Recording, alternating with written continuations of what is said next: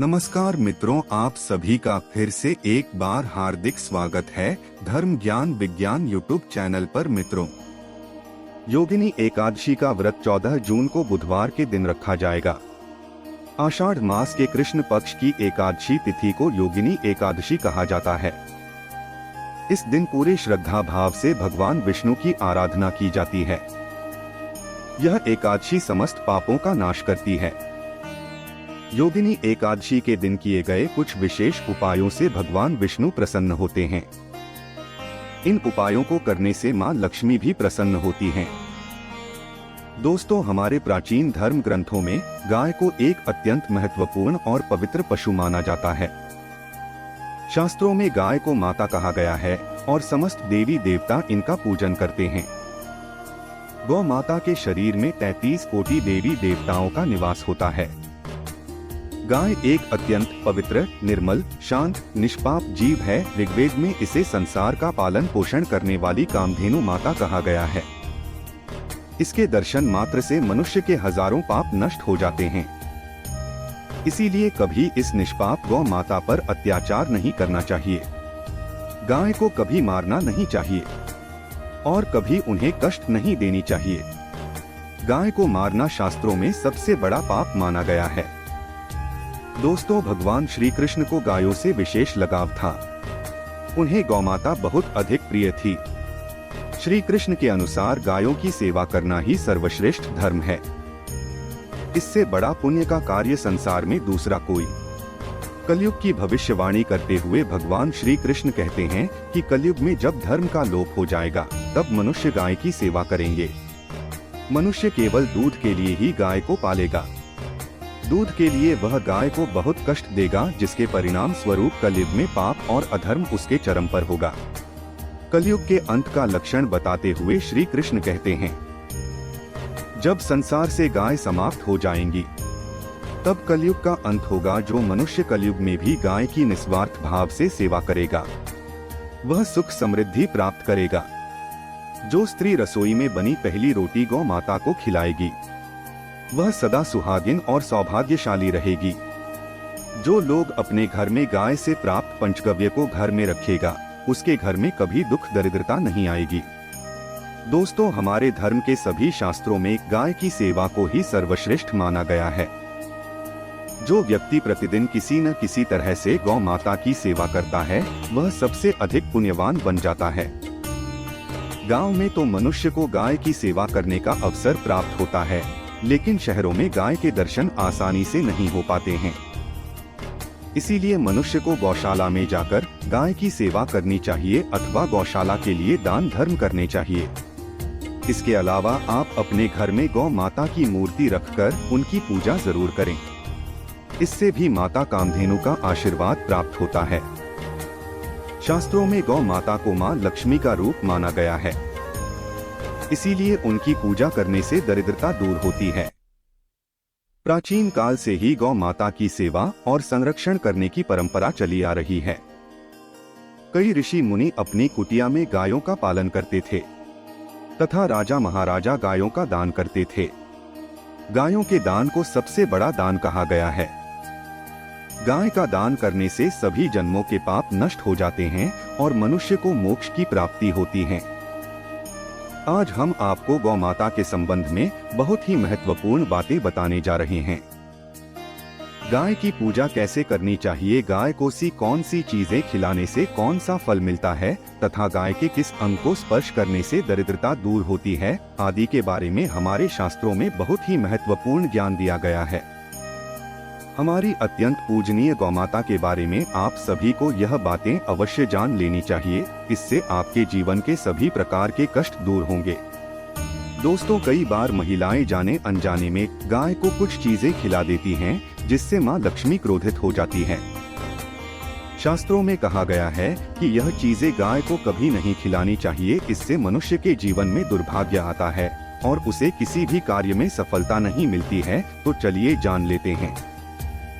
गौ माता के विषय में महत्वपूर्ण नियम। सबसे पहली बात है, दोस्तों, गौ माता के दर्शन करना बहुत शुभ होता है। शास्त्र कहते हैं रोज सुबह गाय के दर्शन होने से पुण्य की प्राप्ति होती है और सुबह गोबर के दर्शन होने से लक्ष्मी की प्राप्ति होती है। अगर किसी महत्वपूर्ण कार्य के लिए जा रहे हैं और अचानक ही गौ माता आपके रास्ते में आ जाती है तो वह कार्य निश्चित ही सफल हो जाता है। किसी भी यात्रा पर निकलते समय अगर गौ माता के दर्शन हो जाएं, तो वह यात्रा सुखपूर्वक पूर्ण हो जाती है, इसमें संशय नहीं है।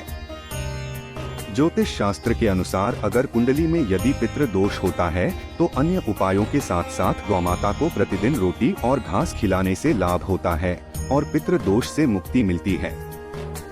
इसी तरह यदि कुंडली में यदि शनि की 7.5 या महादशा है तो हर शनिवार और अमावस्या को काले रंग की गाय को घास या रोटी खिलाएं और उसकी पूजा करें।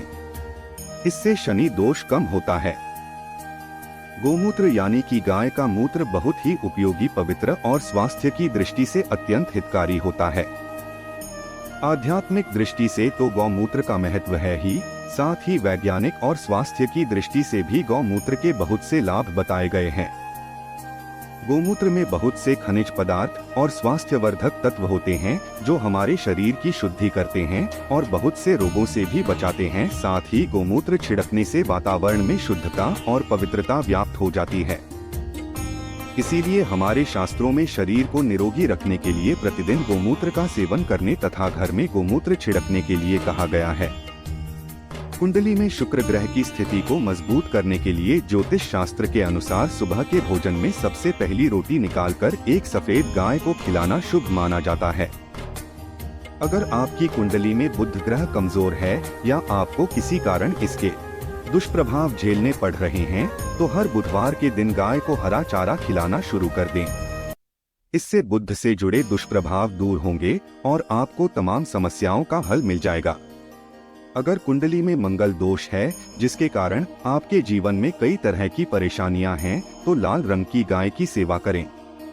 मंगलवार के दिन गाय का पूजन करें और उसे गुड़ और चने आदि खिलाएं। बृहस्पति ग्रह को जीवन के सभी मांगलिक कार्यों का कारक माना जाता है। ऐसे में अगर किसी व्यक्ति के जीवन में विवाह आदि मांगलिक कार्यों में विघ्न निर्माण हो रहे हैं तो उन लोगों को कुंडली में बृहस्पति ग्रह की स्थिति को मजबूत करने के लिए रोटी पर गुड़ और चने रखकर गाय को खिला देना चाहिए। इससे आपको शुभ परिणाम प्राप्त होते हैं। अगर घर में अशांति है, लड़ाई झगड़े होते रहते हैं तो घर में सुख शांति बनाए रखने के लिए घर के अंदर गाय के गोबर से बने उपले को जलाना चाहिए और उसका धुआं संपूर्ण घर में फैलाना चाहिए।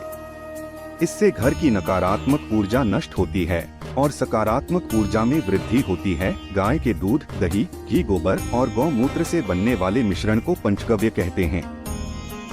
पंचगव्य को पाप नाशक कहा जाता है और हिंदुओं की एक धार्मिक विधि प्रायश्चित करने में इसका उपयोग किया जाता है।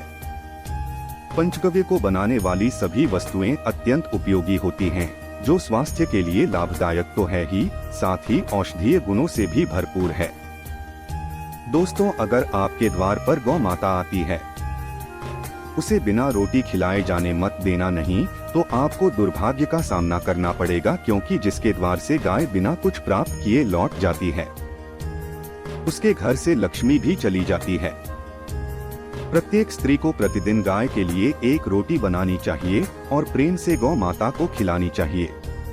इससे गौ माता का आशीर्वाद प्राप्त होता है और मन की इच्छाएं पूर्ण। कुछ लोग गौ माता को बासी भोजन अथवा जूठन खिला देते हैं।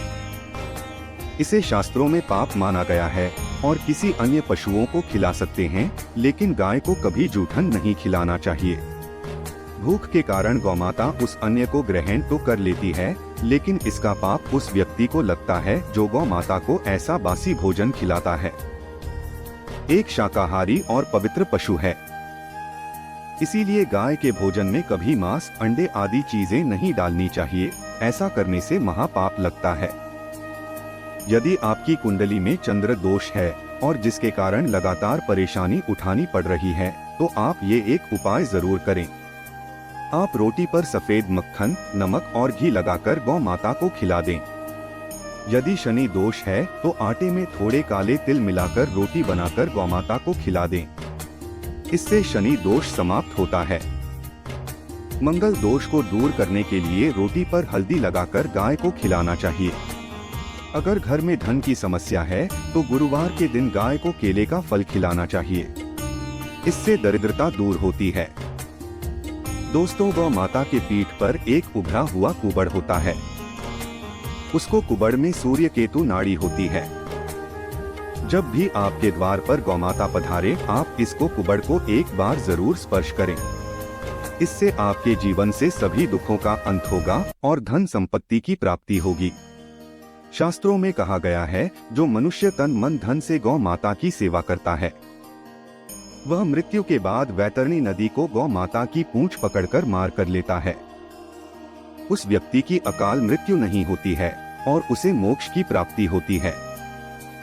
जिस व्यक्ति के भाग्य की रेखा सोई हुई है, अगर वह व्यक्ति अपनी हथेली पर गुड़ रखकर गौ माता की जीभ से चढ़ाता है तो उसकी सोई हुई भाग्य रेखा खुल जाती है और उसका दुर्भाग्य सौभाग्य में परिवर्तित हो जाता है। तो दोस्तों, इस प्रकार से आप सभी गौ माता की सेवा जरूर करें। उम्मीद है आपको यह जानकारी अच्छी लगी होगी।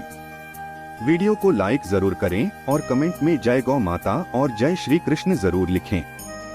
साथ ही चैनल को सब्सक्राइब करें।